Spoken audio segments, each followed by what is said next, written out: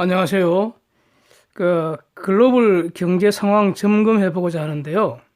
한마디로 구질서 망가지고 신질서 구축되는 과도기에 있다고 저는 보고 있습니다. 이 글로벌 경제 전체로 보면은 슬로우 다운되는 것은 분명합니다. 중공, 유로존, 그중에 독일, 한국 특히 심하고요. 영국, 프랑스, 이탈리아, 일본 경제도 최근에 슬로우 다운되는 모습 보이고 있습니다. 최근에는 미국도 제조업 지수 중심으로 하락하면서 글로벌 리세션 우려가 다시 등장을 하고 있죠. 그러나 저는 현재 이 글로벌 경제 한마디로 구질서 망가지고 신질서 구축되는 그 과동이라고 평가를 하고요. 그 과정에서 일부 국가들, 특히 독일 이런 데는 리세션 있을 수 있다고 봅니다. 그러나 미국의 리세션은 없다고 보고요. 일부 신흥국들은 눈부시게 성장하리라고 봅니다. 즉 새 판이 짜지고 있다는 것입니다. 한국은 흥하는 신질서에 동참하는 전략을 수립해야 한다고 봅니다. 원래 IMF는 1년에 2번 4월달, 10월달 이렇게 세계 경제 전망 보고서를 내죠. 금년 10월 발표에서 다시 한 번 더 글로벌 성장 전망을 내려서 발표했습니다. 2019년 글로벌 GDP 성장률 3%로 발표를 했는데 지난 7월 달에 중간에 한번 3.2%로 하향한 이후에 또 3개월 만에 또 내려는 겁니다. IMF가 제시하는 성장률 하락의 원인은 미중 무역 전쟁을 중심으로 글로벌 무역 분쟁이 격화된 탓이라고 합니다. 여기는 작년부터 미국에 의하여 시작된 철강이나 알루미늄의 관세, 자동차 관세, 나프타를 USMCA로 바꾸고 이런 또 에어버스 불법 보조금을 둘러싸고 지금 미국과 EU 간의 진행 조짐을 보이고 있는 그런 보복 관세전 이런 걸 전부 염두에 둔 것으로 보입니다. 이 중에 핵심은 미중 무역 전쟁이죠. 이러한 무역 분쟁과 무역 전쟁 이 등으로 직접적인 비용이 바로 관세겠죠. 그러나 이 외에도 글로벌 투자 감소하고 공급 체인이 재구성되니까 그 과도기에서 생산성은 하락할 수밖에 없고 이런 것들이 전부 GDP 깔아앉는 원인이 된다는 거죠. 지금 발표된 관세만으로도 2020년에 글로벌 GDP를 대략 0.8% 7천억 불 정도 사라지게 할 거다 이렇게 주장을 합니다. 만약 12월에 준공에 대해 추가로 1,600억 불 15% 부과되면은 0.8% 이상 줄어들겠죠. 미국을 제외한 주요국 경제 지표들 개괄적으로 보면요. 왜 개괄적으로 보냐면은 이거 저희가 매일 아침에 데이터 정리하면서 추적 중이기 때문에 이걸 다시 한번 리뷰하는 겁니다. 중공, 독일, 일본, 한국 이 국가들 정도의 차이는 있지만 공통으로 나타나는 현상이 물가지수, 특히 생산자 물가 장기적으로 하락하는 현상입니다. 장기간 디플레이션 위험에 지금 직면해 있다 이런 뜻이죠. 이거는 생산 능력 과잉을 나타내고요. 경제가 앞으로 깔아앉는다 이런 징조입니다. 즉 유효수는 크게 늘지를 않는데 유효수요가 늘지 않는 거는요. 바로 인구구조, 저출산 고령화 이런 게 지금 도사리고 있는 거고요. 전통적인 내구 소비재들 지금 포화 상태 아닙니까? 그리고 어떤 수요가 발생해도 대부분 교체 수요에 불과하고요. 그래서 고도 성장할 수 있는 분야라는 게 신성장 산업이라고 불리는 분야에서 새로운 서비스가 나오거나 새로운 상품이 나오거나 새로운 융합 상품 서비스 이런 게 나와야 이 부분의 수요가 폭발적으로 늘어나면서 그런 상품과 서비스를 제공하는 기업 위주로 성장하는 거죠. 가령 여러 예를 들지만 자동차 이걸 보면은 전통적인 기름차 이미 포화 상태 아닙니까? 중공의 자동차 이 판매 데이터가 15개월째 지금 지속적으로 감소하고 있다는 거 아닙니까? 그래서 자율주행하는 전기차를 기반으로 5G 이상 앞으로 5G는 지금 시작한다고 하지만 궁극적으로 6G, 7G 이렇게 계속 발전해 나가겠죠. 그래서 5G 이상의 초고속망을 기반으로 하는 어떤 그 새로운 공유차 서비스, 그래서 자동차의 생산, 소유, 뭐 사용 이런 게 완전히 확 바뀐다는 거죠. 이런 새로운 비즈니스 개념이 전통적인 자동차 관련 산업 이런 걸 완전히 확 바꿔버리는 거 아닙니까?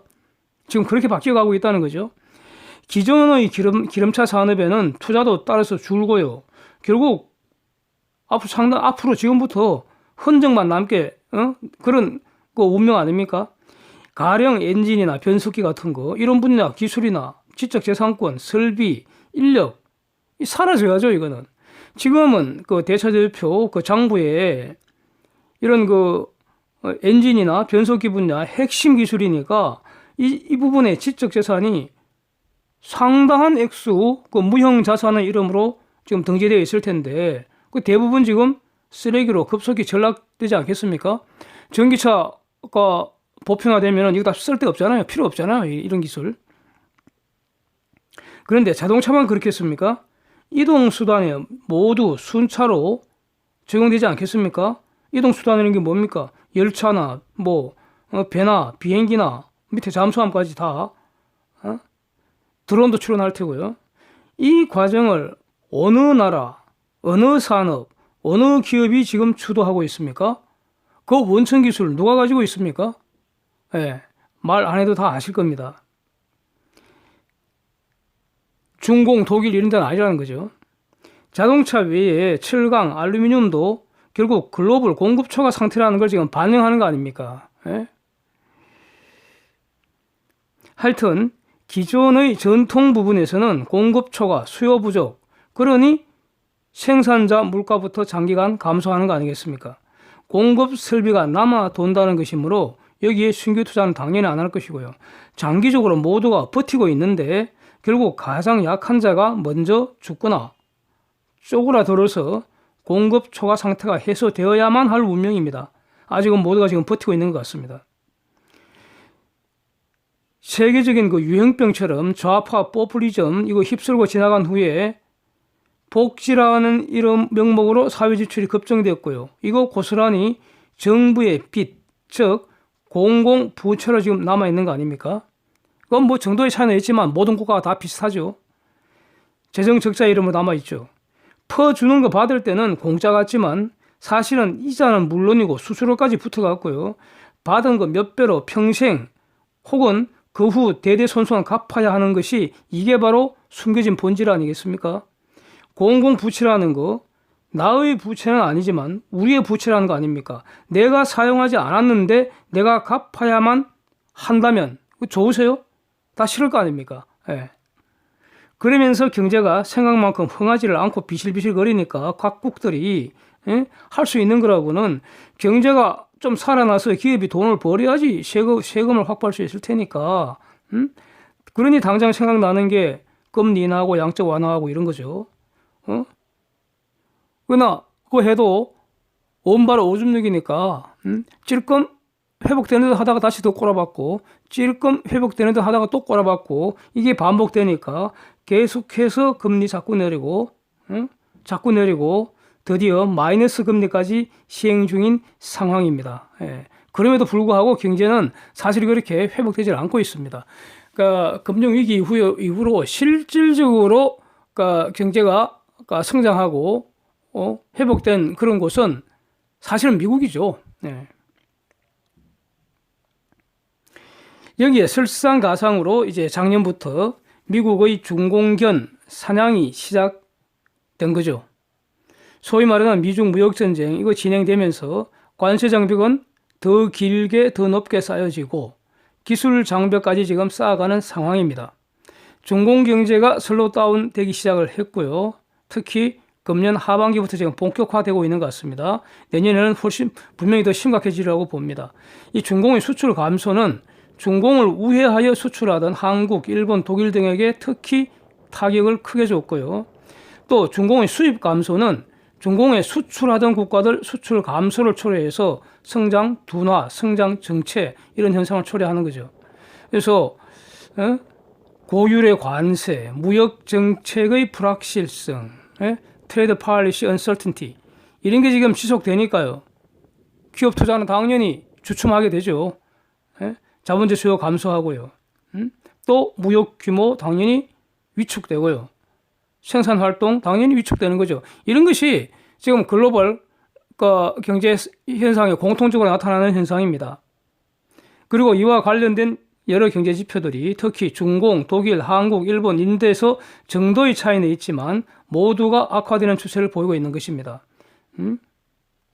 독일은 유로존 대표 가장 큰 경제국이니까 당연히 유로존도 나쁘고요. 이렇게 되는 거죠. 자, 그래서 여기서 이제 떠오르는 핫 이슈가 중공 경제가 박살이 나는 그 과정에서 글로벌 리세션이 올 것인가 이겁니다. 이게 쟁점입니다.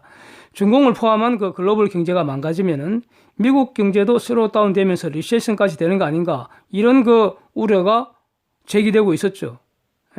그 와중에 미 국채 수익률 곡선 3M 10year 역전되어 버리고요. 최초로 역전됐을 때 한번 시장이 출렁했었죠.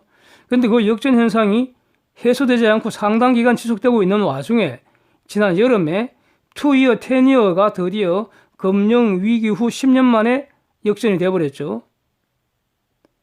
그래서 미국도 2020년 말경에 리세션 가능하다 이런 논쟁이 아주 크게 달했었습니다. 그때죠. 예. 근데 저희 판단은요. 그때나 지금이나 그때도 이렇게 말씀을 드렸습니다.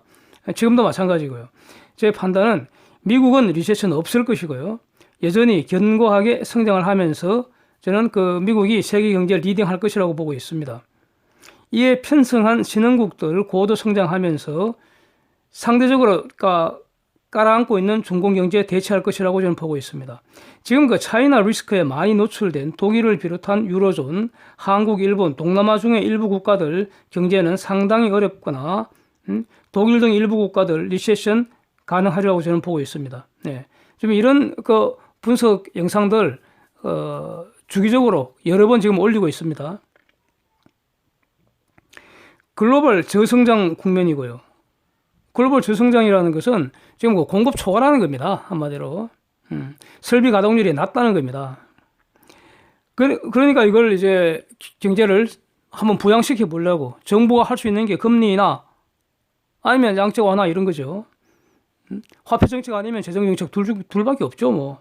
그래서 그 금리 인하 과정에서 미국채 수익률도 기본적으로 하락할 수밖에 없는데 여기서 물가가 생각만큼 그렇게 오르지 않기 때문에 이 저물가 상태를 반영해서 금리 인하, 미국채 수익률 하락 과정에서 장기채 수익률이 더 빨리 하락하기 때문에 수익률이 역전된 것이고요. 그래서 페드가 기준금리 인하하면서 단기채 수익률이 더 급속히 하락하면 그러면 수익률 역전 현상은 해소될 것이다. 이렇게 제가 말씀드려 온 바입니다. 그래서 말 그대로 지금 현재는 수익률 평탄화 상태인 것입니다. 미국 경제는 지금 제조 PMI 지수가 장기간 하락 추세를 보이는 거 이거는 확실합니다. 예, 이건 확실한 것 같습니다. 제조 PMI 지수 미국에는 두 곳에서 발표를 하는데 하나는 마르케트 지수이고 하나는 ISM 지수인데 두 지수 모두 장기적으로 PMI 지수가 하락 추세 보이는 것은 맞는데 그런데 이게 기준선이 50이거든요. 마르키트가 발표하는 지수는 여전히 기준선 50을 초과하고 있습니다. 이 넘어가면은 속도는 더디지만 팽창한다 이렇게 해석을 하게 됩니다. 그런데 ISM이 발표하는 지수가 50 이하로 급락하면서 이제 우려를 촉발한 것입니다. 고용시장은 여전히 강력하다고 보고요. 물가 하락 위험도 미국은 없습니다. 이게 지금 다른 국가들하고 확실히 구별되는 겁니다. 다른 국가들은 모두가 물가 하락 위험에 지금 시달리고 있습니다. 한국도 마찬가지고요. 중공의 생산자 물가 감소 추세는 아주 급납니다. 근데 중공은 소비자 물가 지수는 또 폭증하고 있고요. 그런 상태입니다. 근데 미국은 이런 다른 국가들과는 달리 물가 지수가 페드가 적정하다고 평가하는 목표치 근방에서 움직이고 있는 겁니다. 아주 모범적입니다. 소비의 경우 GDP 대략 한 70% 정도 차지하기 때문에 매우 중요한 값이죠. 그래프 보시는 바와 같이 탄탄한 모습을 보이다가 이번 달에 지금 0.3% 의외로 감소를 해서 이것 때문에 이제 그 어저께 뭐 세상을 좀 놀라게 했었죠. 그런데 자동차를 제외한 근원 소비자 물가, 근원 그 소매 판매 지수 이거는 0.1% 감소일 뿐입니다. 자, 이것이 추세를 이룰지는 연말까지 관찰을 해야 하겠죠. 이거 하나 갖고 어떻게 알겠습니까? 그런데 지금 그 11월, 12월 연말 소비 시즌인데 이걸 앞두고 소비 감소세 지속될 가능성 희박하다고 보겠습니다. 더 나아가서요, 이러한 소비 지표 감소는 패드의 기준금리 인하 가능성을 더 높이게 되겠죠. 미국의 경우는 아직은 금리 인하로 경제를 부양할 여력 크다고 보고 있습니다. 이런 것보다 본질적으로 더 중요하다고 제가 생각하는 것은요, 이 현재의 산업 구도, 이 경쟁 구도, 이것을 판처로 확 엎어버리고 새 판을 짤 수 있는 그런 게임 체인저가 될 수 있는 거, 이게 바로 새로운 혁명일 텐데, 그 4차 산업혁명, 이걸 주도하는 것이 미국의 글로벌 IT 슈퍼 대기업들이라고 저는 보고 있습니다. 네? 이러한 그 신경제, 신성장 산업을 중심으로 경제가 성장하는 것이고요. 구경제에 속한 과거의 선수들은 이 경쟁 과잉이나 공급 과잉 이거를 해소를 해야만 하기 때문에 과연 누가 먼저 사라지거나 쪼그라드는지 지금은 버티기 전략에 들어간 그런 상황이기 때문에 힘들 수밖에 없는 겁니다. 그래서 앞으로 그 성장의 주도권은 누가 쥐느냐? 미국이라는 거죠. 네. IMF 보고서에서 주목되는 거는요, 내년 글로벌 경기 전망은 3.4%로 이제 이렇게 지금 금년보다 금년은 3% 지금 전망을 했으니까 내년 3.4%면은 비교적 크게 성장하는 거 아닙니까? 그 근거를 주목해야 합니다. 그 근거가 기존에 지금 그 힘들고 힘든 중공이나 독일이나 뭐 한국이나 이런 데서 회복되기 때문에 내년에 3.3% 간다는 게 아니고요. 왜 아니고요? 걔들은 여전히 힘듭니다. 신흥국들 경기 회복을 제시한 점입니다. 신흥국이 대표적인 곳이 베트남이나 인도나 뭐 멕시코 이런 게 지금 저는 생각이 나는데요. 멕시코는 아직 베트남만큼 주목받는 상황은 아닙니다. 그런데 제가 왜 멕시코가 생각이 드느냐 하면은요, 그 조금 전 그 CNBC 보도를 보다 보니까 미 의회에서 USMCA 곧 비준될 거라는 겁니다. 이런 보도가 밑에 자막으로 흘러가더라고요. 멕시코 의회에서는 수개월 전에 이거 벌써 비준을 했었죠. 예. 그래서 커덜러가 한 말을 상기를 하겠습니다. 커덜러가 중공과 합의가 없어도, 즉 미중 무역 전쟁이 계속되더라도 패드가 금리 내리고 USMCA가 속히 비준되면은 뭐 하반기 3% 성장도 자신 있다, 이렇게 지난 그 여름에 공언을 했습니다. 아직은 지금 이런 조건이 만족되지는 않았으니까, 그러면은 USMCA가 비준이 되면은, 그리고 10월 말 또 금년 내로 한 번 더 금리 인하하고 하면은 뭐 대충 충족되는 거 아닙니까? 그래서 내년 이후 또 패드 기준금리 추가 인하할 여지 저는 가능하다고 보고요.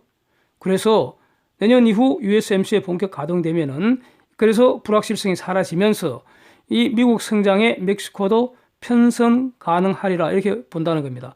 인도도요, 최근에 법인세 왕창 내렸죠. 금리도 계속 5번인가 연속 내렸죠, 금년 들어서. 근데 그 사진 보시면요, CNBC 보도에 인도 그 재무장관이 인도의 부양카드 아직도 남아있다는 겁니다. 피스컬 팔리시 사용할 정책적 여지가 아직도 많고 적극적으로 사용하겠다는 겁니다. 이걸 뭘 의미하겠습니까? 중공이 비실비실 거릴 때 인도가 한 자리 확실히 챙기겠다는 전략, 이거 분명히 보여주는 것 같습니다. 베트남 성장은 더 말할 필요 없이 눈부십니다. 그래서 문제는 아직 중공의 경제 규모에 비하면은 이들이 상당히 약하기 때문에, 비중이 적기 때문에 아직은 그 중공을 대체하는 정도가 아직은 미미합니다. 그러나 지금은 과도기일 뿐이고요. 적절하게 시간이 흐르면 흐를수록 신흥국들의 성장이 본격화되고 결국에는 구판 망가지고 새 판이 완성되리라고 저는 본다, 이런 뜻입니다. 시간의 문제일 뿐이고요. 그 시간이 되기까지 과도기적으로 글로벌 경제에 어려운 국가들 발생하는 것입니다. 그래서 전체적으로 보면은 분명히 글로벌 경제에 힘들 텐데, 힘든 국가들 분명히 나오고 그럴 텐데, 그러나 한편 그 안에서 세 판이 짜여지고 있고 고도 성장하는 곳도 있다는 뜻입니다. 그 핵심 그 성장 엔진이 미국 경제라고 저는 보고 있습니다. 한국은 어떻게 해야 하겠습니까? 한국 지금 그 참 듣기 좋은 말로 세계 10위권 경제대국이다. 뭐 이렇게 말을 해왔는데 이 10위권 두 자리 숫자를 지나서 7위권, 6위권, 5위권 이렇게 비약할 수 있는 절호의 찬스를 한국 스스로가 시궁창에 던져버리고요. 지금 웃기는 짓거리 하고 있습니다. 그래서 매우 유감입니다. 매우 유감입니다. 화가 납니다. 한국은 지금 급속도로 망가지고 있어서 이대로 두면 수년 내에 15위권에서 20권 사이로 밀려나는 거 아닌지 지금 아주 화가 납니다. 걱정스럽고요. 그렇습니다. 주요국 중에서 한국 GDP 감소가 압도적으로 큽니다. 거의 자유낙하 하는 것처럼 폭락하고 있잖아요. 지금 보십시오. 표 IMF 이전 2.6% 예상에서 2%로 지금 추락시켰습니다. 미국 성장 전망은 지금 올라가고 있다는 거 확인하십시오. 표에서. 그런데 제 판단은요, 2%도 어렵다고 보고요. 금년에 한 1.7 달성하면 잘할 것 같습니다. 경제 성장률 전망치 계속 하락하고 있고요. 소비자 물가 하락하고 있잖아요. 물가 하락 위험에 지금 직면해 있습니다. 그래프 보세요. 소비자 물가 3개월 연속 지금 저넓이 하락하고 있습니다. 수출 11개월째 지금 하락하고 있고요. 기업 투자 전년 대비 1년 내도록 지금 하락하고 있습니다. 소비 부진하고 있고요. 한마디로 성장은 정체되고 물가는 하락하고 수출도 하락하고 투자도 하락하고 소비도 정체되고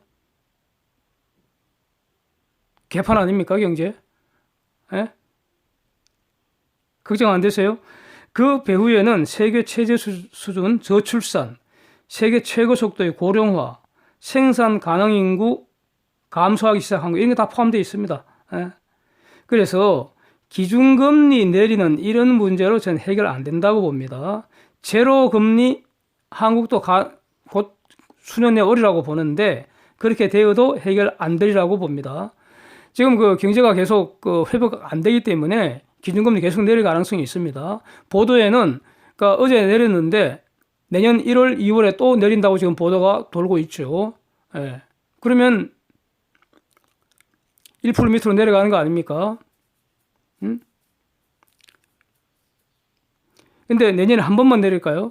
저는 최소 한 3번 정도는 내릴 것 같습니다. 내년에. 그러면 내년 연말 가면은 0.5%까지 가는 거죠. 그래서